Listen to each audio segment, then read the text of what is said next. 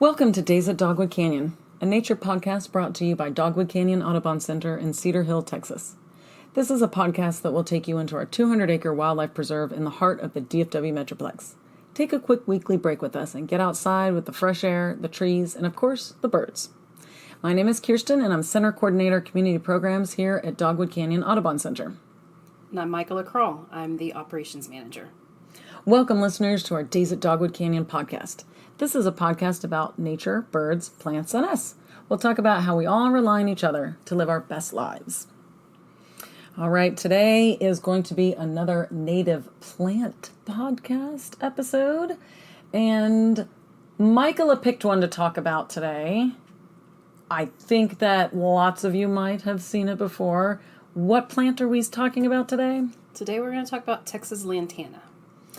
Cool. So we're talking about specifically Lantana urticoides. Correct. Yes. Okay. So in a moment, you might understand why we are talking about the species specifically. All right. So what can you tell me, Michaela, about this Texas Lantana? Well, it's a beautiful plant. It has yellow, orange, and red flowers. It's a sprawling native shrub. It is one of the plants that we typically sell in our plant sales. Okay, so our plant sales in spring and fall every year, we try to do that. Lantana is interesting. I find it very pretty. It has different flowers on these little mounds, and they can be different colors, so a little patchwork. So, I don't know. You always have some sort of emotional or interesting connection to the topics that you pick. So this one, I was thinking through, when we have people come to our plant sales, one of the top questions is, what should I plant for butterflies? This is one of the plants that I typically recommend, and I chose it to talk about today because it's familiar. Most Texans have seen Lantana somewhere, but what surprises a lot of people is learning that there is a native Texas species. And that discovery often becomes a good way to introduce the idea that not all plants called by the same common name provide the same value for wildlife. Texas Lantana tells a bigger story about choosing plants that belong here and support the insects, birds, and pollinators that evolved alongside them. yay for natives! I agree with that. I love that. And it can be difficult, though, to find the ones and tell the difference. I know that this one is now called Lantana urticoides, but it was also referred to as Lantana horrida, which is really a horrible name. Right. I don't know why they called it that. But so if you see that, some of the places you might see on the tag, it might have one or both of those, right. Either one of those. And that is the actual Texas Lantana that is native to this area. So as I said, what it kind of looks like, I think it's super cool because of the different colors that it has on there, the yellow, orange, and red. They're usually on a combination of those. And as I was telling Michael before we started this is not my favorite native Texas plant. I'm not a massive fan of Lantana, but it's a great pollinator plant, so it really is a good one to go in your yard. It's just not necessarily, if you come to my house, you're not going to see it in my yard. I like it, and it's very easy to grow. It's a native. You don't have to put a lot into it. You put it in the ground and you're done. Right. All of our continuous listeners, you know, I am a lazy gardener, and I'm okay with that, being a lazy gardener. So one of the things to look for with this is that yellow, orange, and red, and a combination on kind of the same. It's not really the same flower because they're all teeny tiny little flowers, but it's kind of like a little grouping of flowers together.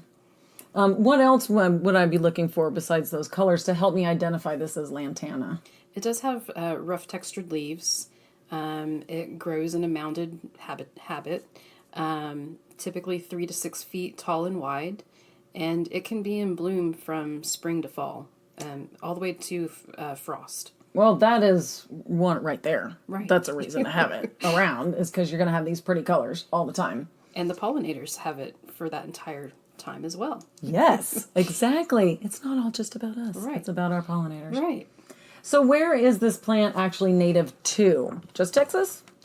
Texas, Oklahoma, New Mexico, parts of the Southwest, and northern Mexico. Nice. It's really good at different conditions, it seems like. We talked about the blooming time, late spring through summer into fall. So if it's actually blooming in the summertime, this is a rough and tumble plant. Yes. Because we all know what it's like to grow up in this area here, with the heat and the dryness and the strange weather we can have. So this guy has got to be quite a hardy specimen. Right. Now, speaking of being a hardy specimen, am I drought tolerant? Do I have to baby this plant in the summertime? It performs well in drought. If we're in a long drought period, it would definitely appreciate some water. Okay. But it will probably survive even if you don't water it. It performs pretty well without excessive water. Doesn't really need fertilizer or much maintenance. I love that already. Lazy gardener, lazy gardener. So if I'm looking for a spot in my garden, am I looking for something that it's getting all the sun, or do I need to make sure that it's getting a little bit of shade? It wants all the sun. Give it all the sun. It will tolerate some shade, but if you want all those pretty flowers on it, give it as much sunlight as you can. Excellent. All the sun. Love it. Nice. So we've talked about some of the small things, not the small things. We've talked about how to take care of it and everything and what we will enjoy, which is the prettiness. And we've talked a little bit about pollinators. Is there something, what is the actual wildlife value of this plant? Well, that's where the lantana really shines. It's one of the most active pollinator plants in a lot of Texas gardens. Visitors to it would include monarch butterflies, queen butterflies, Gulf fritillaries, swallowtails, sulfurs, skippers, native bees, honeybees, hummingbirds. So it's common to see multiple butterfly species visiting the same day throughout the day.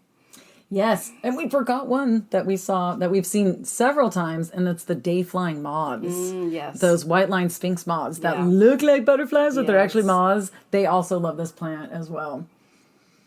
So, I don't know. You might be winning me over a little bit on this with all of this interesting information here.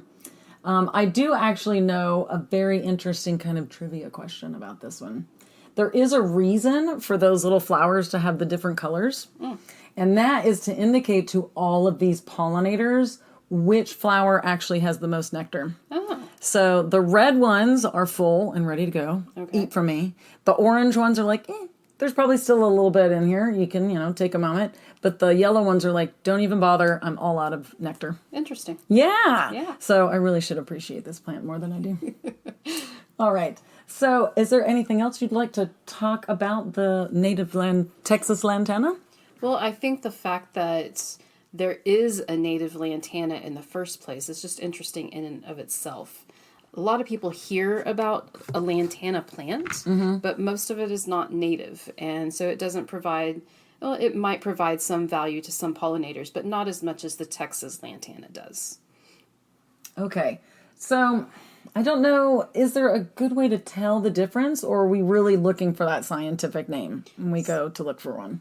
Some of them do look very, very similar, so you really do want to check the scientific name.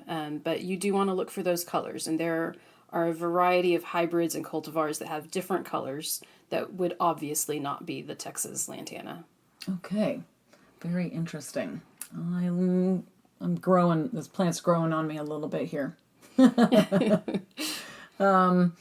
Can it be, used in a garden? I think we may have talked about that a little bit here and there already. The one thing I don't think we talked about was xeriscaping. This is a yes. perfect one for xeriscaping, right? Yes. It works well in xeriscape landscapes, pollinator gardens, wildlife gardens, little cottage gardens, and just naturalized landscapes. In all of those locations, it can provide great benefits with the long bloom season, tolerating heat, tolerating drought, low maintenance, and providing a high value to wildlife. Nice.